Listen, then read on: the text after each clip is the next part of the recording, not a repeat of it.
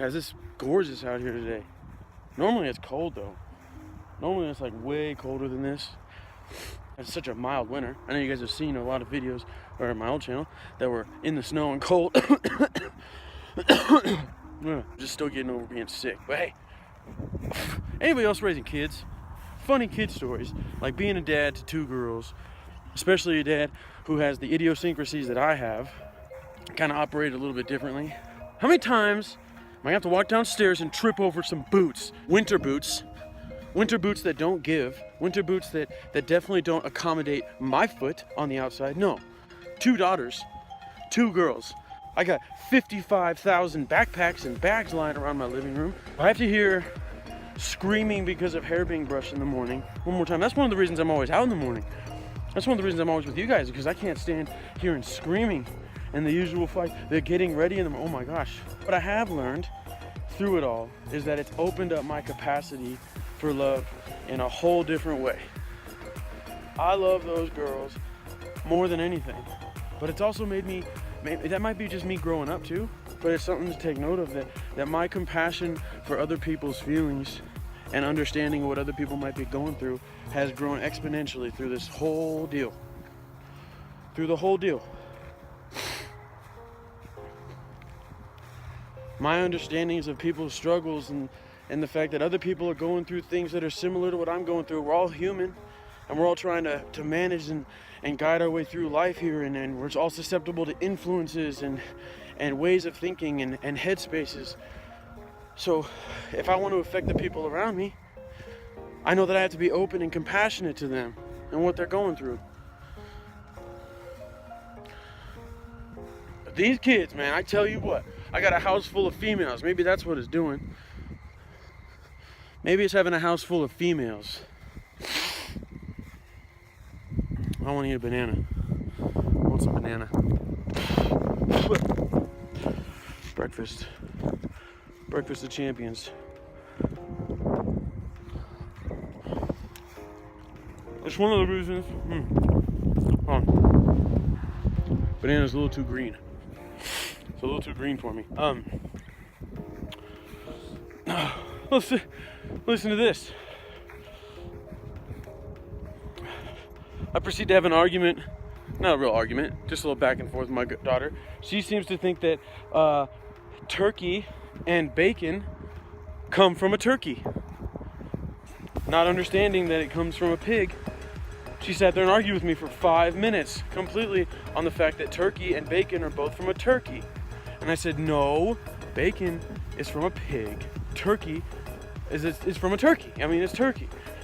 And then I said, what about turkey bacon? She says, that's from a pig. I love being a daddy-o. I love having 2 young minds. I find that I thrive when I'm in a coaching type of position. I know that being a father isn't being a coach. I know that. I'm not making that distinction. I know that there's a big difference between it. But the ability to teach, the ability to pass on knowledge, and also the things that I gain from them in doing so. I learn a lot from my kiddos. Just as much, if not more, than what they learn from me. I love that opportunity to help shape young minds. And like with phones, cell phones nowadays are totally different than when I got phones and when we got phones when we were younger. Flip phone, when I was a junior in high school, that's just a phone that text messages and calls. That's it. All this social media and everything, all this stuff, it just has the power to affect our kids' minds so much that I just don't feel it's necessary to give my young girls that right away. I want to have time to spend with them, having family environment, playing Scrabble. I mean, grabbing Uno. We get some competitive games of Uno going.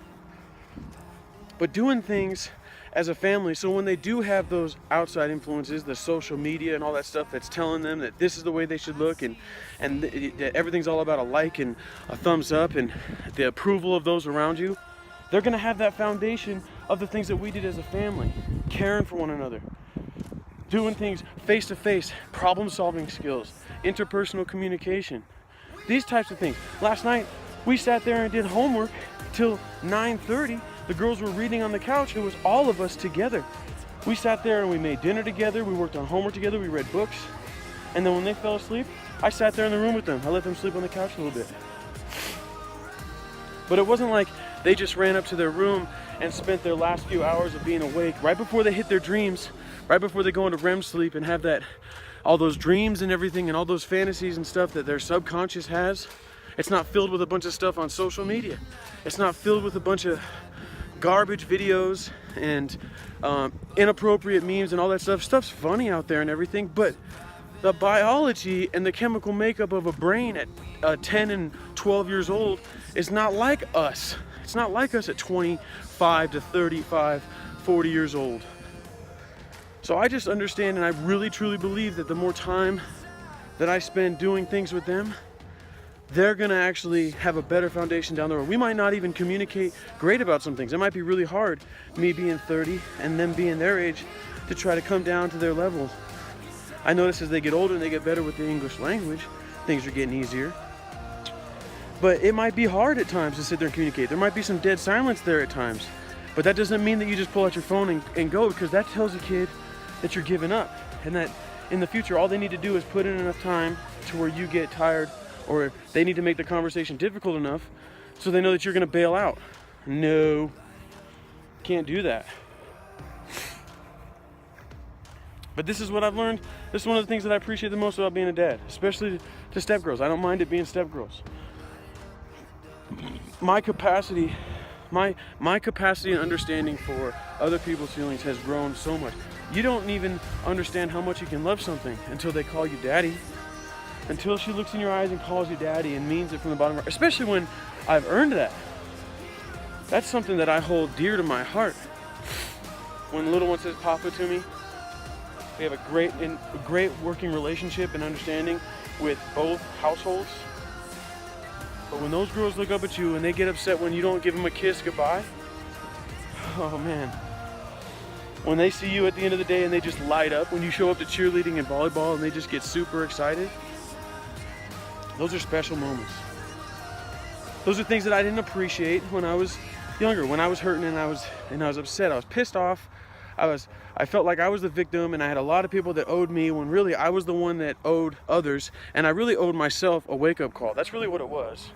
I owed myself a nice, swift kick in the nuts. But it took a lot of me being stripped down to nothing and then rebuilding back up to be able to appreciate and grow from this opportunity. I love this opportunity of being a father. It's a responsibility, but it's also a blessing. I love raising young minds. It's made me a way more conscientious and warmer person to be around. And when I'm that person, it brings other people closer to me. It makes interactions and relationships much more fruitful, much more beneficial and enjoyable. Because I don't like being around people that are miserable all day.